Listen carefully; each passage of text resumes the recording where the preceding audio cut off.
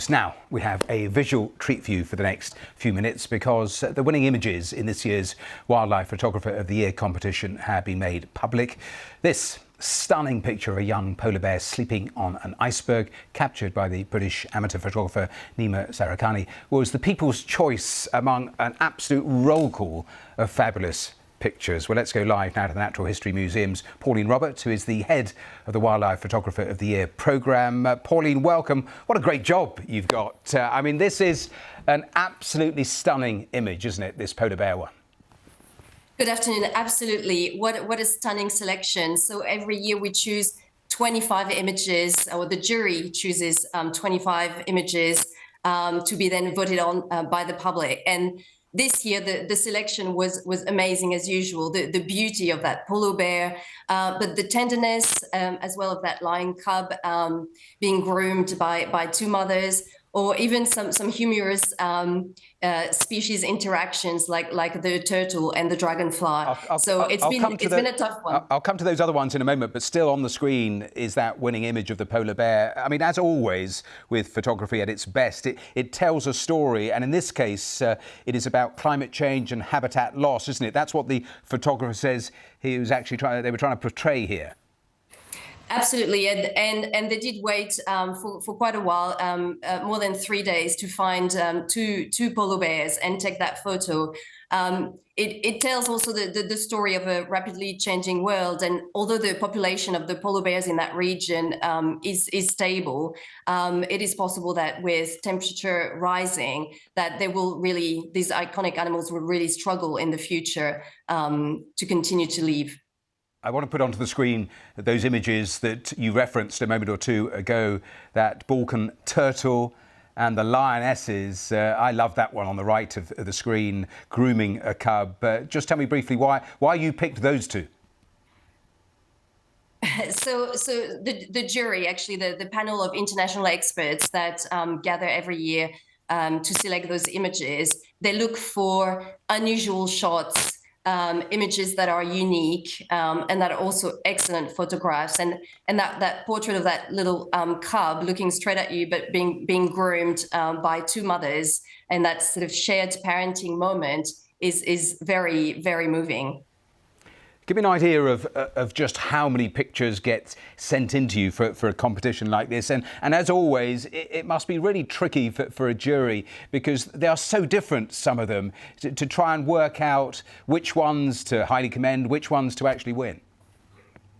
It is a very difficult job. We received, for that competition, nearly 50,000 entries from all around the world.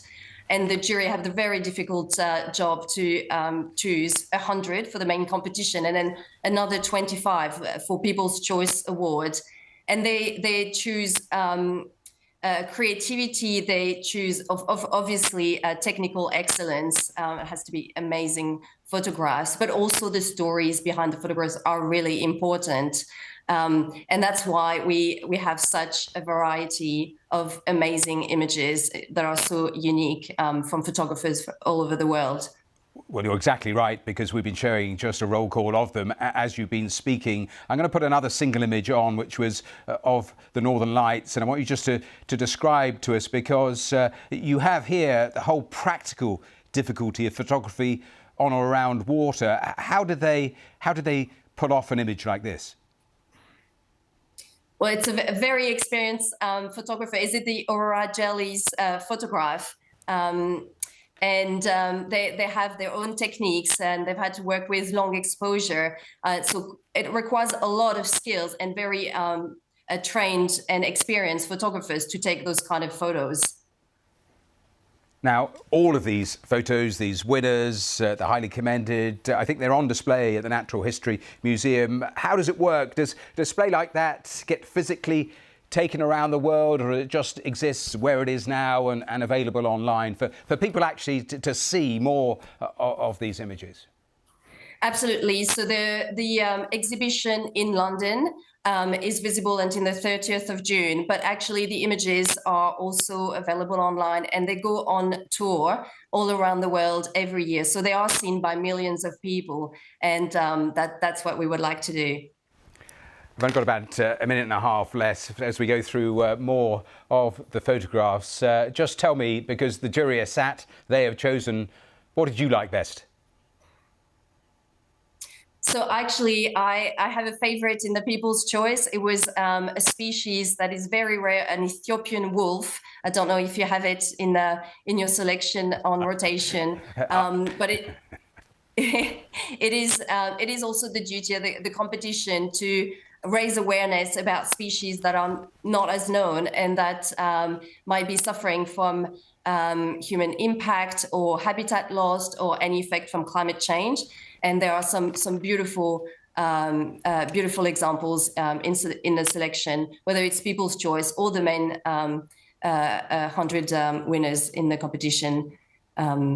So they all tell very important stories about the natural world, its beauty, as you've seen in many of these images, but also its fragility and the fact that we have a duty to look after this natural world that brings us such exquisite moments.